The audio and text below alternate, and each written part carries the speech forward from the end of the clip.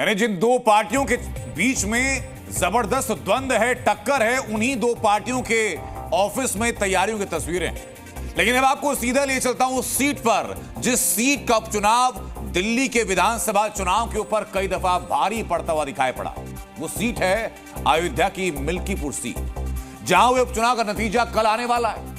और यह उपचुनाव दिल्ली से बड़ा देखा गया क्योंकि यहां के नतीजे देश की राजनीति में बीजेपी की आगे की दशा और दिशा तय करने वाले हैं, और खास तौर पर 2027 के उत्तर प्रदेश चुनाव की लिटमस टेस्ट के तौर पर उसको देखा जा रहा है।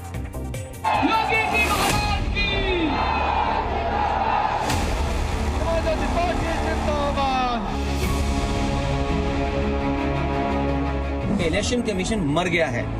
अयोध्या जिले की मिल्कीपुर विधानसभा सीट को लेकर सियासी पारा हाई है। इस सीट पर हुए उपचुनाव के नतीजे आने में बस कुछ ही घंटे बचे हैं। हालांकि एग्जिट पोल और पब्लिक पोल दोनों में बीजेपी मिल्कीपुर की बाजी जीतती नजर आ रही है। आज के मुद्दे पर रोजगार और शिक्षा के मुद्दे हमने वोट किया था। कल चंद्रभान पासवान 1 लाख वोटों से विजयी हो रहे हैं। भारतीय जनता पार्टी का प्रत्याशी 2 लाख मतों से जीतेगा। कौन जीत रहा है? चंद्रभान पासवान। मिल्कीपुर उपचुनाव बीजेपी और समाजवादी पार्टी दोनों के लिए साख का चुनाव था। समाजवादी पार्टी जहां लोकसभा चुनाव में अयोध्या के बाद मिल्कीपुर जीतकर बीजेपी से भगवान राम की नाराजगी की भावना को और पुख्ता करना चाहती है, तो वहीं दूसरी तरफ अयोध्या की हार को भुलाकर बीजेपी अवधेश प्रसाद की जीत को तुक्का साबित करना चाहती है। एक बार फरेब और झूठ बोल करके फैला करके लोकसभा में सीट आ गई है, काट की हांडी बार बार नहीं चढ़ती। भव्य राम मंदिर की प्राण प्रतिष्ठा के बावजूद लोकसभा चुनाव में अयोध्या सीट पर मिली हार ने बीजेपी को बड़ा सदमा दिया था। अयोध्या सीट पर मिली जीत को पूरे देश में उदाहरण बनाकर समाजवादी पार्टी बीजेपी पर हमलावर थी। संसद में अयोध्या के नतीजों को लेकर शायराना तंज कस रही थी।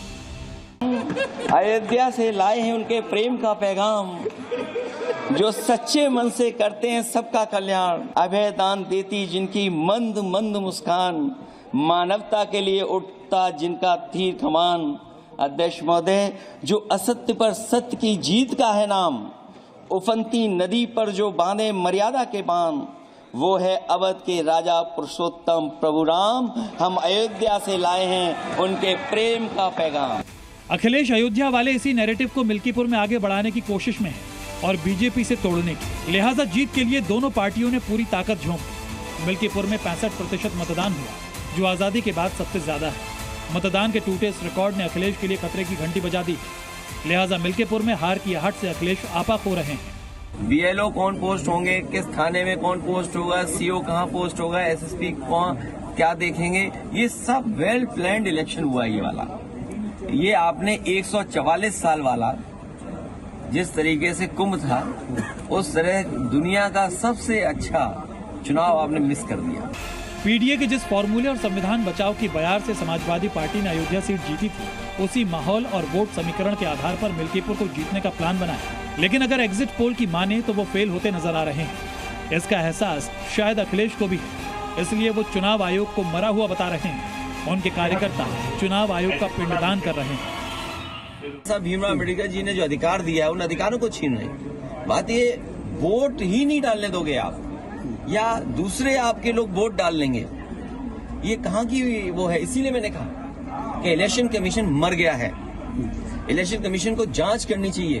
उनकी हताशा और निराशा है। जब वो जीतते हैं तो अच्छा होता है, हारते हैं तो आरोप लगाते हैं। 2024 के लोकसभा चुनाव में दलितों ने बड़ी संख्या में समाजवादी पार्टी को वोट दिया, जिससे दलित बहुल सीटों पर उसे एक तरफा जीत मिली। अयोध्या जैसी सामान्य सीट भी समाजवादी पार्टी ने दलित कैंडिडेट अवधेश प्रसाद के जरिए जीती। हालांकि बीजेपी को पूरा भरोसा है कि मिल्कीपुर जीत कर वो भगवान राम की नाराजगी और संविधान बचाओ के फुलाए सपा के गुब्बारे की हवा निकाल देगी। इंतजार बस कुछ घंटों का बचा है। ब्यूरो रिपोर्ट, जी मीडिया।